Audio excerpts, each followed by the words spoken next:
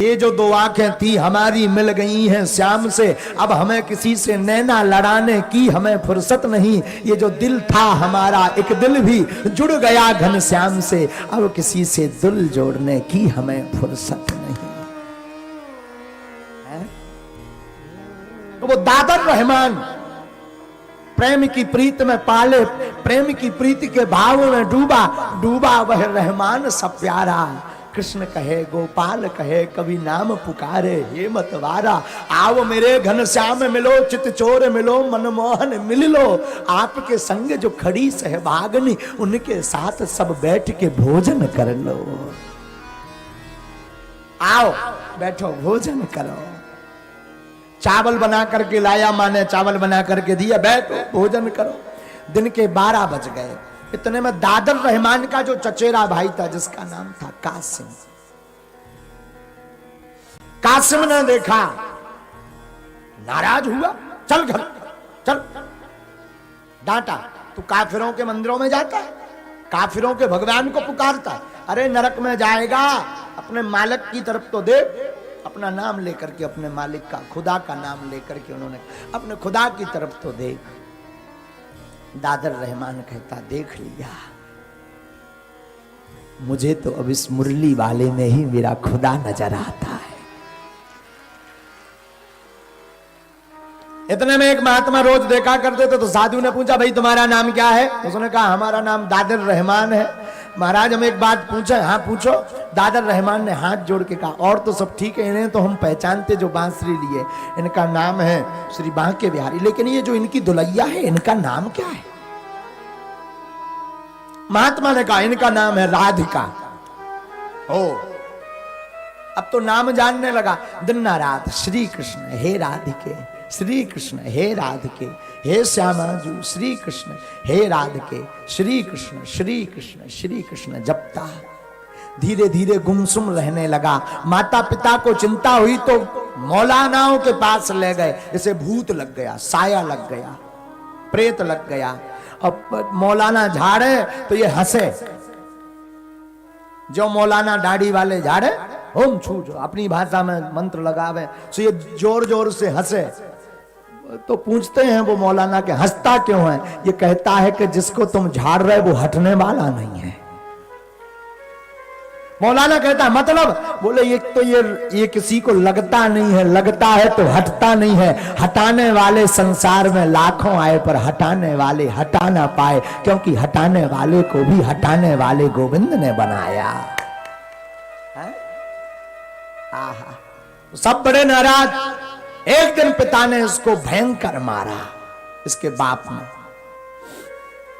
खूब मारा। जो मौलाना थे उनका नाम था मिर्जा साहब। मिर्जा साहब ने अनेकों प्रयत्न किए। उस जमाने में यत्र तत्र ले गए, अजमेर ले गए, सब जगह ले गए, पर जिसके ऊपर रंग चढ़े घनश्याम का, दूजा रंग ना चढ़े। सांवला काला ऐसा रंग है, एक रंग ऐसा है जिस पे कोई रंग नहीं चढ़ता। सफेद रंग तुम्हारी सफेद शर्ट हो तो नीला डालो तत्क्षण दिखाई पड़ने लगेगा, पर काले रंग में चाहे जौन सो कलर मिला लो, दूसरों चढ़वे बारो नहीं है। ये बड़े भाव के साथ चले जाते। एक दिन पिता ने खूब मारा तो रात के समय इसने घर छोड़ दिया और अपने कहा आपने कि अम्मा आज हमारी आखिरी रात है, अब हम लौट कर नहीं आएंगे। रात के समय मथुरा से विश्राम घाट से दौड़ा दौड़ा गया। पिताजी ने 12 दिन तक ढूंढा। लोग मिले, पूछे भैया एक नन्हा सा बालक है तो गोरा नारा, पर तुमने देखा क्या? नहीं। इसके पिता को, मिर्जा साहब जो हमने बताया जिनका नाम, तो इनके पिता को एक संत मिले जिनका नाम था श्री चट्टोपाध्याय जी। उनको पूरी बात बताई, महाराज हमारा बालक है तो नन्हा सा, न जाने किसकी उसके ऊपर बलाए पड़ गई, किसने कौन सा प्रेत रख दिया, वो पागल सा हो गया। चट्टोपाध्याय ने कहा कि लक्षण क्या है? बोले लक्षण कुछ नहीं है, बस वो तो बांसुरी वाले को देखता है, वो हम नाम नहीं ले सकते। उसने अपनी बात में कहा। उनका नाम उनको देखता है, उनका नाम जपता रहता है। चट्टोपाध्याय ने समझाया, अरे भैया तू भाग्यशाली है, तेरे लाला को कहू साधारण भूत ने नाए, जगत के पति रूपी भूत ने पकड़ लो, अब्बे भूत भगवे वारे नाए। ये बालक भागा भागा वृंदावन के एक वृक्ष के नीचे बैठ गया। 10 दिन से बैठा, भूखा प्यासा, आंखें बंद करे, नैन बंद करे, वो वही बांसुरी जो मंदिर में मूर्ति देखी थी वही बांसुरी वाले का ध्यान करे। हे कन्हैया आ जाओ, हे ठकुरानी राध के आ जाओ। 10 दिन से कुछ भी भोजन पानी नहीं किया, शरीर सूख गया, प्राण निकलने वाले थे। भगवान को नहीं रहा गया। भगवान ने राधा जी से कहा, राधा देखो कितना प्यारा भगत है, हमारी तुम्हारी याद में सब छोड़ के आ गया, अगर ये भूखों मर जाएगा तो हमारी तुम्हारी नाक कट जाएगी, कोई भक्ति नहीं करेगा, जाओ। तो श्री राधा रानी जी ने एक सुंदर सा वेश धारण किया, एक सखी का वेश धारण किया, नीली चुनरी पहनी, हाथ में एक भोजन का थाल लिया, एक दूध का गिलास लिया और पूरा प्रसाद तैयार करा करके पल्लू से ढक करके ठकुरानी गोपी रूप बना करके पहुंच गई। इसकी तो आंखों से एकदम झरझर झरझर आंसू बहे। यह मधुर ब्रज भाषा में बोल करके बोला कि देखो भाई हमें भूख नहीं लगी, लेकिन वो कन्या ठकुरानी जी हमारी सी राधिका रानी अपने हाथों से इस दादर रहमान को भोजन कराने लगी। चट्टोपाध्याय जी को पता लग गया था, तो ढूंढते ढूंढते चट्टोपाध्याय जी ने इस बालक को ढूंढ निकाला, मिल गया ये। और मिल गया जब इसके तन की शरीर की दुर्दशा को देखा, हा गदगद हो गए। दूर से ही देख रहे एक नवयुवक खड़ा हुआ, 16 साल की अवस्था का बालक है और वृक्ष के नीचे खड़ा हुआ, दोनों हाथ ऐसे किए हुए, आंखों से झरझर आंसू बह रहे, मुख इसका कुछ निकल रहा, वाणी से कोई शब्द निकल रहा। जब नजदीक जाकर के सुना तो झरझर आंसू बह रहे। वृक्ष के नीचे यमुना के किनारे सांसा करती हवा चल रही, ठंडी का मौसम है, तन में वस्त्र नहीं, कौपीन वस्त्र भर पहने हैं, शरीर कप रहा, फिर भी इसके मुख से निकल रहा, हे कृष्ण, हे कृष्ण, हे राधाजू, हे राधाजू, हे श्यामाजू, हे श्यामाजू। चट्टोपाध्याय जी ने देख करके गदगद हो गए।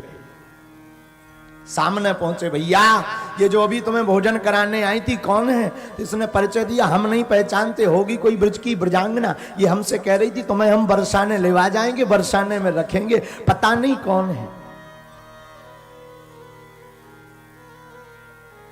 बरसाने ले जाने की बात करें, तुम बरसाना जाना चाहते हो?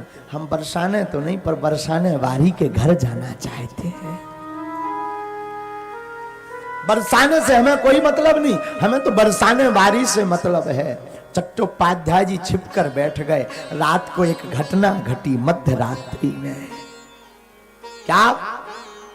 रात्रि के समय उसी वृक्ष के नीचे ठिठुरती ठंड में वो दादर रहमान खड़ा हुआ, श्री बांके बिहारी की याद में खड़ा हुआ, रो रहा। कभी अपने आप में रोवे, कभी हंसे, कभी हंसे, कभी रोवे, कभी खिलखिलावे, कभी लौटने लगे जमीन में।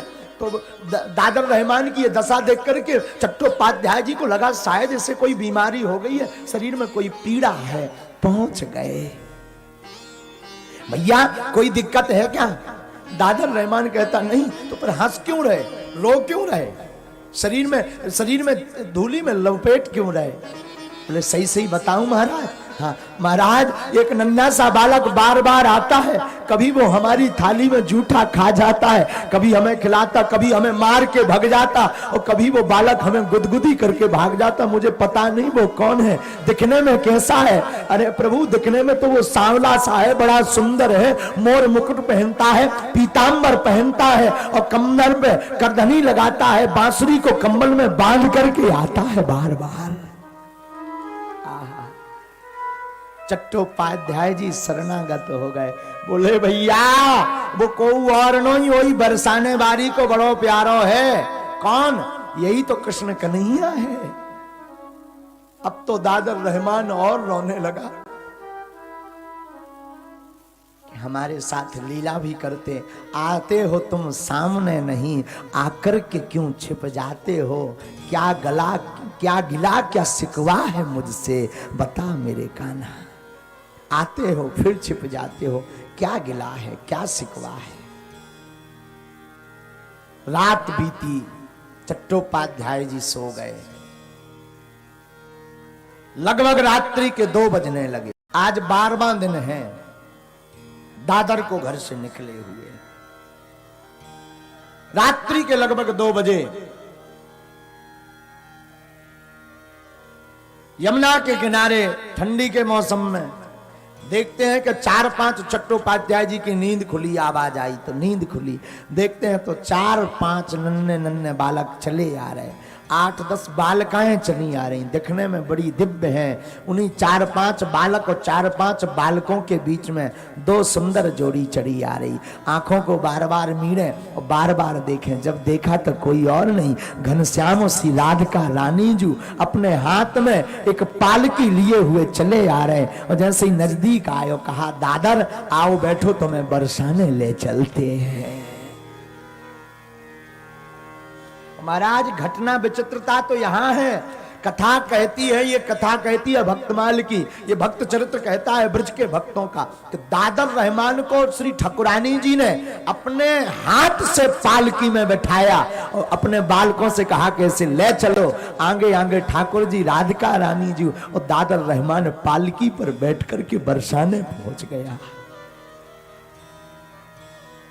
बताओ हमारे प्रभु कितने भक्त की चिंता नहीं करते।